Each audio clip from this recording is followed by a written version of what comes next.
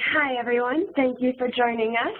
I'd like to welcome you to today's webinar, a review of CPWR's 6th edition construction chart book. My name is Jessica Bunting, and I'm the CPWR host and sort of tech support for this event. So before we get started, I'm just going to go over a few quick things. If you are having any technical difficulties, if you're able to get onto the webinar and you're having trouble with audio, you can just send me a chat message right within the system. If you're having trouble joining, then you can just respond to the reminder email that you got about an hour ago, and that'll go directly to me so I can help you get on. We will take some time at the end of today's presentation to answer questions. You can enter questions into the Q&A box at any time during the presentation, and we'll do our best to answer all of them at the end. We will also be recording today's event, so I will be sending out a link to that recording via email to everyone who registered, along with a PDF of the slides and related resources. I'll probably be sending that out sometime next week. All right. Our presenters today are all from CPWR's Data Center. So we'll hear from Sue Dong, Director of the Center, Wang, Senior Research Associate, and Rebecca Katz, our Research Assistant. So first, I will go ahead and hand it over to Sue to get us started. And Sue, you should now have control of the screen.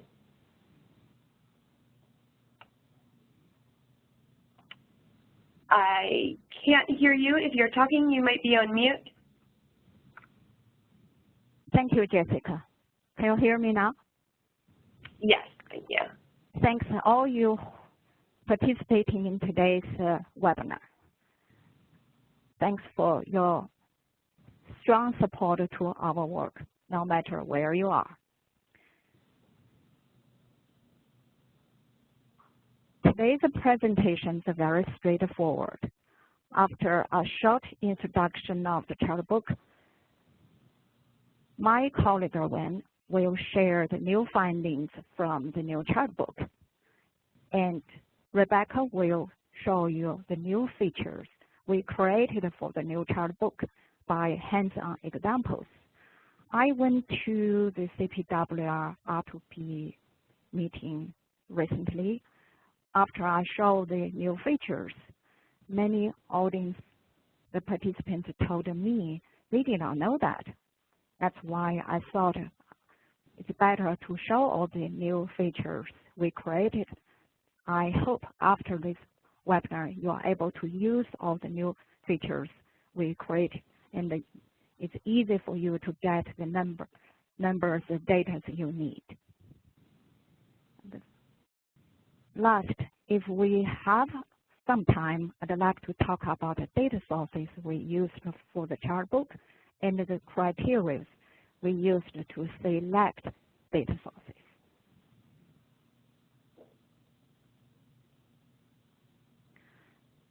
From 1997, when we published the first edition of the chart book, to the 6th edition published this year, 20 years passed.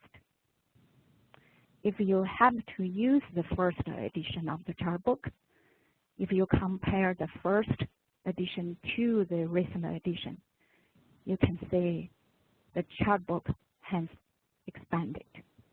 We have no more about the construction industry, construction workforce, and the construction injuries, in particular, fatal injuries. However, some questions we raised 20 years ago still remain unanswered. At the same time, many new issues are emerging, and we don't know them very well. Therefore, we still have a long way to go. We need to work even harder.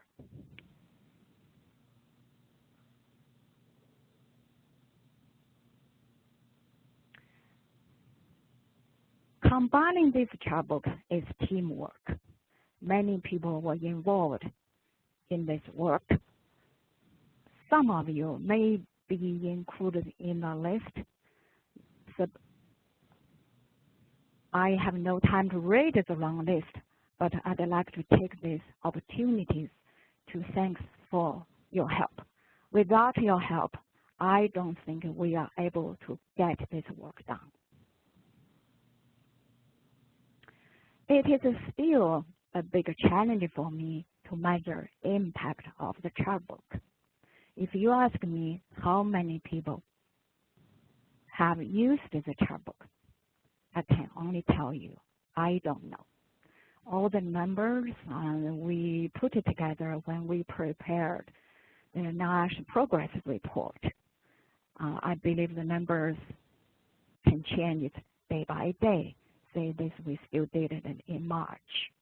We have a very broad audience from different organizations, so I'm not sure if you belong to any of these categories. When we prepared that, we called it the impact. We got a long list of the chart book users. Have you seen your organization listed here? Thanks for all these users of the chart book. Without your support, I don't think a book can be published in 6 editions and can last more than 20 years. We have received many positive comments on the chart book. I quoted the comments from the National Academy. They used the very nice words to describe the chart book in their recent report, A Smarter National Surveillance System for Occupational Safety and Health in the 21st Century. They said the chart book is extensive analysis, creative use of the existing data sources. I appreciated they used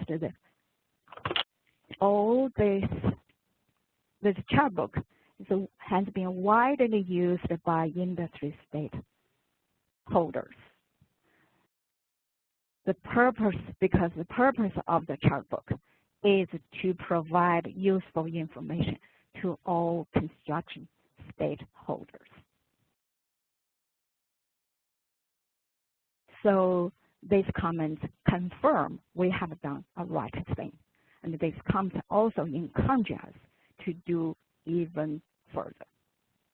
Now let's go back to the book itself.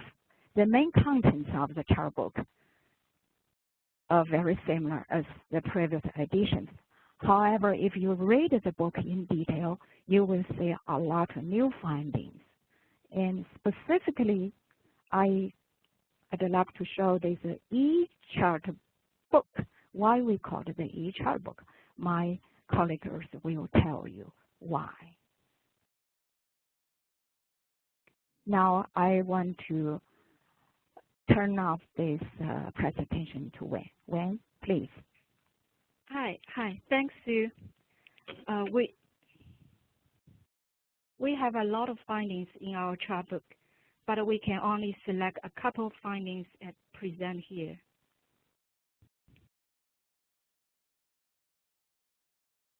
If you would like to know how many construction establishments in construction and how many percentage are small, you will find the answers in page 2.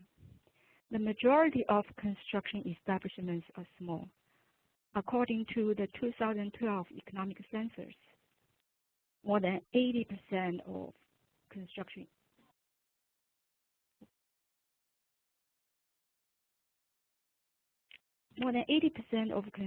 establishments are having less than 10 employees.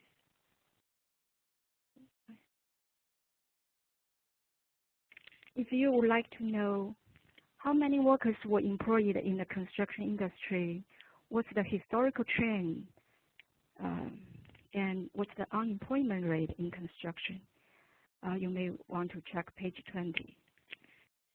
The number of construction employees reached a peak in 2007 at nearly 12 million and declined during the recession and increased steadily after that. In 2015, nearly 10 million construction workers worked in the construction industry. However, the number is still nearly 2 million short than the peak time in 2007. The trend of payroll employment or wage and salary workers shared a similar pattern as the all employment. All employment means both wage and salary workers and self-employed workers.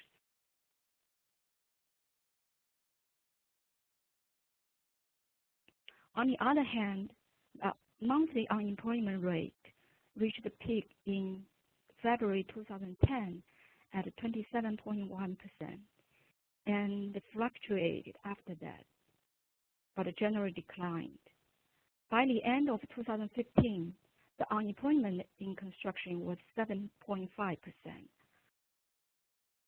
still more than 50% higher than the all non-farm industry combined. This chart also showed the seasonal feature of construction industry. Usually during the summertime, June, July, August, and September, the unemployment rate was lower, while during the wintertime, December, January, February, the unemployment rates were higher. If you would like to know how many construction workers were Hispanic and what are the occupational distribution among Hispanic workers, you can go to page 16 and page 17. In 2015, nearly 30% of construction workers were Hispanic. You may still remember, as I showed in the previous page, in 2015, the employment level in construction still 2 million short than the peak time in 2007. However, the percentage of Hispanic construction workers in 2015 already surpassed the percentage of Hispanic workers in 2007.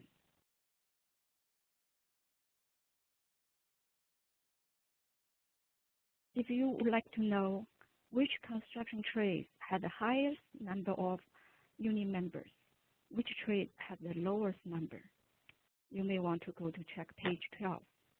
In 2015, more than 1 million construction workers were union members. Among all construction occupations, iron workers, sheet metal workers had the highest percentage of union members, while administration support, carpet tire installers, painters had the lowest union membership rate.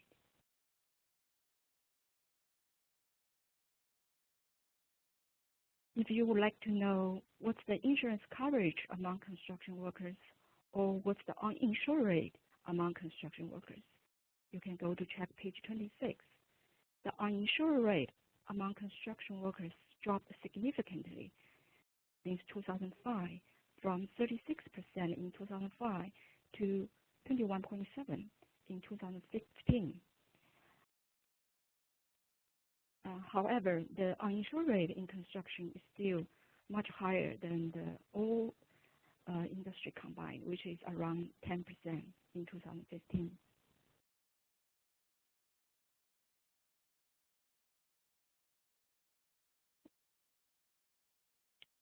If you would like to know how many construction workers were killed on their job site, how many were injured, and how many are Hispanic and how many are non-Hispanic, you can check page 38.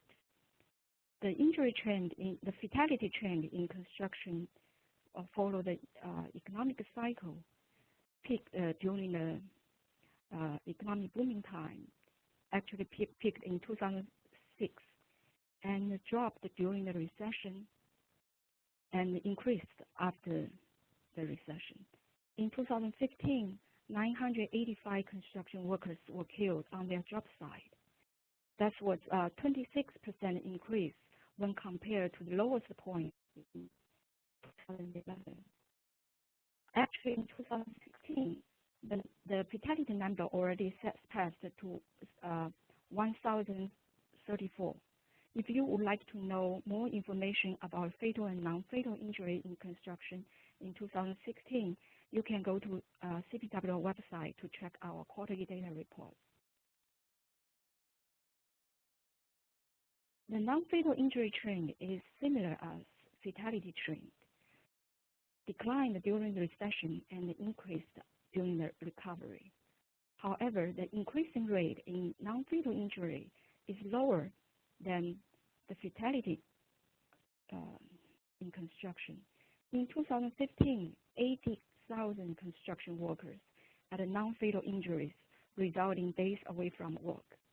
When compared with the lowest point in 2011, the increasing rate is 9%. The fatality trend in the same time period is 26%. So this may suggest there's underreporting issue in non-fatal injury. If you would like to know which state have the highest fatality rate, injury rate, which state has the lowest injury and the fatality rate, you can go to check page 40. As shown in this chart, the darker the color, the higher the fatality rate. The lighter the color, the lower the fatality rate. You can see North Dakota, South Dakota, Wyoming, Iowa, Oklahoma, Arkansas, Mississippi, Delaware, and Washington, D.C. had the highest fatality rate in construction, while Washington, Oregon, California, Utah, Arizona, Minnesota had the lowest fatality rate. Hey, Wen, Hey. just to interrupt you for a second, you're fading in and out a little bit, or I don't know if you could speak a little bit louder or closer to the phone just a little bit. Okay, I speak a little louder, okay. Yeah, that's perfect. This is non-fatal injury rate trend distribution in construction. If you check the fatality map and the injury map, you can find an interesting point. For those states,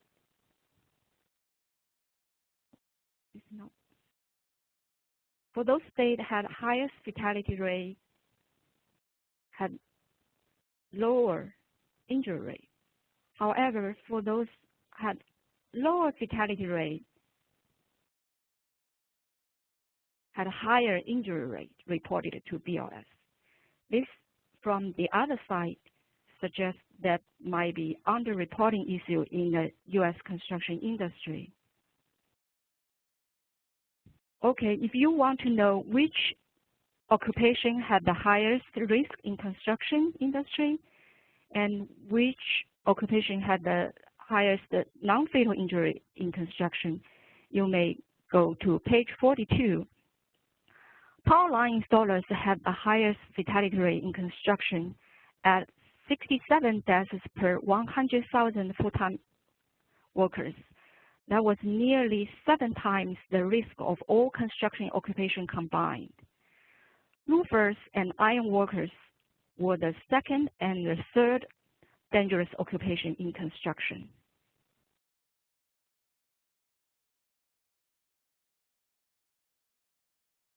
In terms of non-fatal injury rate, construction helpers had the highest risk at 583 injuries per 10,000 full-time workers, which was nearly 6 times the risk of all construction occupation combined. Sheet metal workers, power line installers had the second and the third highest risk.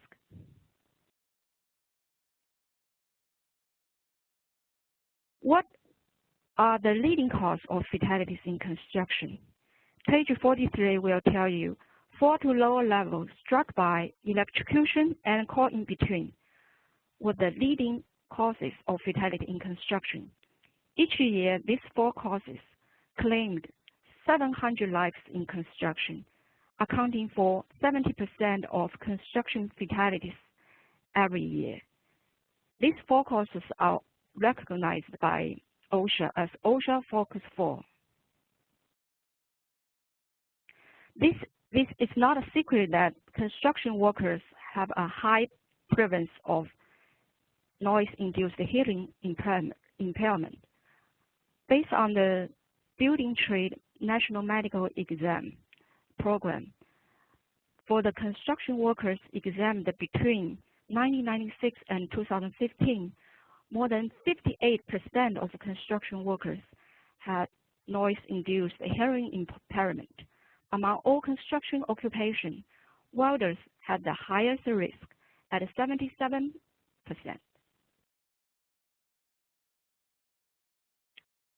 If you would like to know which standards was the most frequently cited violation in construction, you may go to check page 52 and 53. Fall protection ranked number 1 among all major violations in construction. Look at the more detailed construction subsector.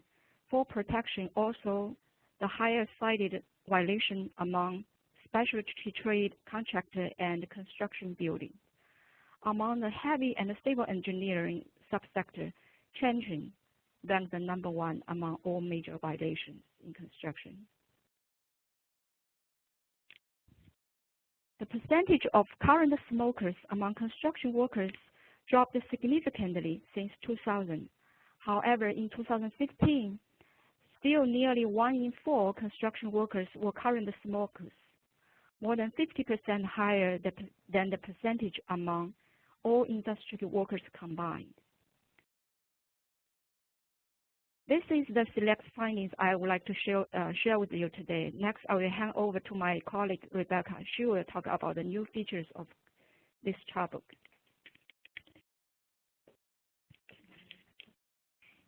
Thank you, Wen.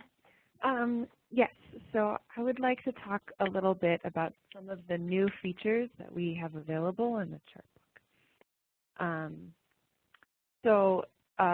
The 6th edition of the chart book, like the previous editions, are all available on CPWR.com.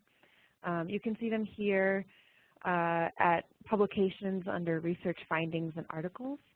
And there are a few ways to access it. So if you want to look at it the way you looked at previous versions, you can click on the link at the bottom over here. It says download the 6th edition. If you click on it, it will show with a PDF in your browser, and you can scroll through like a document and read through it like how the other versions of the chart book were available. However, if you wanted to save the whole thing to your computer, you can now right-click and save to download the document, and it will show up like a PDF file in Adobe. As you can see on the left, you have navigatable bookmarks, and so you can see all of the chapters and navigate between them and go back and forth throughout. The glossary terms and page references and links are all live, so you can click on a page link and it will take you to that page, or you can click on a glossary term, or sorry, if you hover over the mouse over a glossary term, it will define it for you, and then if you click on any of the URLs at the bottom, it can take you to that source. Finally, what I will be talking about most today is you can also view the online version of the e-chart book. So if you click on the first link here where it says view the online version, you get to this page. You can see again on the right this time all of the chapters that are available, and if you clicked on one, like if you wanted to learn about labor force characteristics and you clicked on the link, it would show you all of the pages available in that chapter, and then let's say you clicked on worker age in construction, it would take you right to that page. If you wanted to learn more about the numbers we cite throughout the text, you can scroll to the bottom of any page and it will say download charts in PowerPoint. And you can download them to your computer, and most importantly, you can look at the data behind the chart. So if you wanted to run your own analyses or just discover an exact date for an exact data point for any year, you could look at that. You can also just enlarge the charts. If you just click on any chart, it will open in its own tab and you can see it for yourself. If you are reading about for example, small establishments, and it says see page 2 for more information and you want to learn more, you click on number 2 and you jump straight to the page. If you are reading more about establishments and you see a glossary term linked, you can click on the glossary term and it will jump to the bottom of the page where you can read the exact definition. You can also look at any of the sources and notes. All of the URLs are live, so if you click on one, it will take you exactly to that data source. There are a lot of links in the text as well.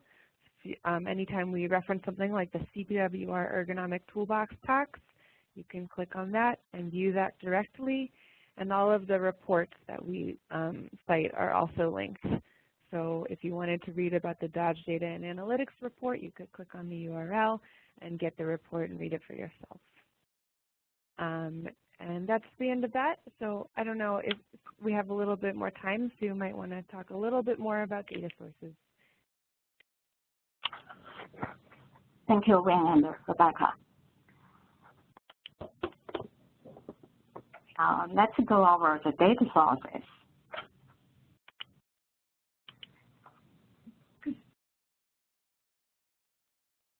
I want to share the selection criteria when we select all the sources for the chart book.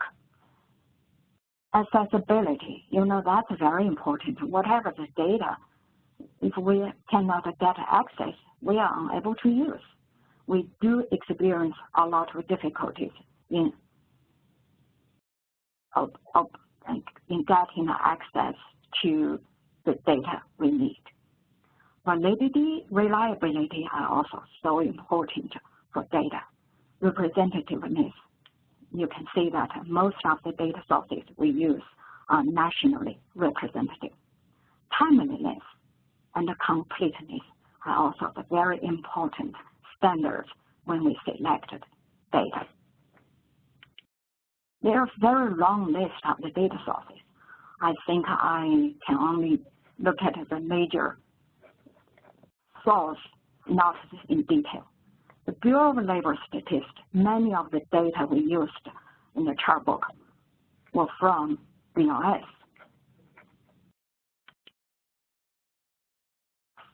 Sensors, particularly some construction data, were from the sensors, construction sensors data.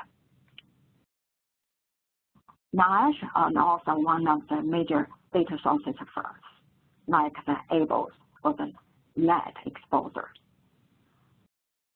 Other data sources like Bureau of Economic Analysis and the Department of Labor. If you see the numbers about the apprenticeship and the occupational training data, we got specifically from Department of Labor in that office. We did use the other sources from NCHS and the BTMAT and the Dodge Data and ILO, International Labor Organization data sources. So I think that today I regard this webinar as a very good opportunity to interact between authors and readers, between us and you. I appreciate your participation. Now, if you have questions, we are very happy to answer. Please. All right. Thanks, Sue and Wen and Rebecca. We have one question that came through while you were talking, which is, have you considered listing the book on Amazon to make it more available to Kindle users?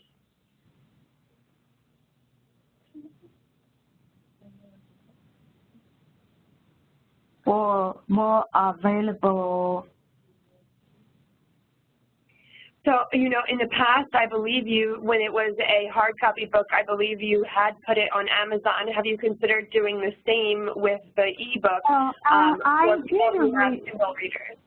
Yeah, I did receive such a request because some people, particularly who used the previous editions, they said they'd like to keep a hard copy at hand, like a kind of a reference book or dictionary. So, but so far we haven't decided whether we will do that or not. So it's hard for me to give the answer, but I do appreciate this request. Okay. Are there any other questions? We got a kind comment thanking you for a phenomenal piece of work and saying the online version sets a new standard in quality. More thank yous, which is all very kind. I'm sure the data center appreciates the kind notes. But any questions? Let's see. Oh, here we go. Why does the employment data go only through 2015 when the BLS has 2016 and 2017 data available? Okay, that's a really good question. So it took us nearly 2 years to combine the chart book. So when we put it together, the 2017 data were not available yet. If you happen to know, because of this, the timing issues, we have some, I regard as a complement to the chart book. Recently, we created a new, well, maybe not a new, we haven't done that for a while. We created a new data products, quarterly data reports.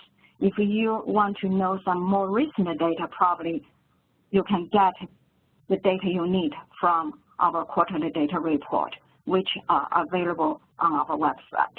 Please visit our website regularly under publication.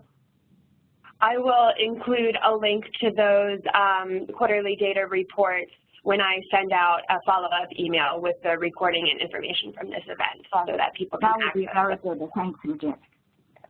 Sure. And also my, I think not my email address like that. My name is listed as a contact person. If you have a questions or any feedback, please feel free to contact me.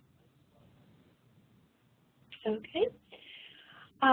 Doesn't look like we have any more questions, but if I missed anything or if you have any questions after the event, one more just came in about having access to the presentation, and yes, I will, along with the recording, I will send out a PDF of the presentation as well, and all of the information that was shared in the presentation is also in the chart book itself.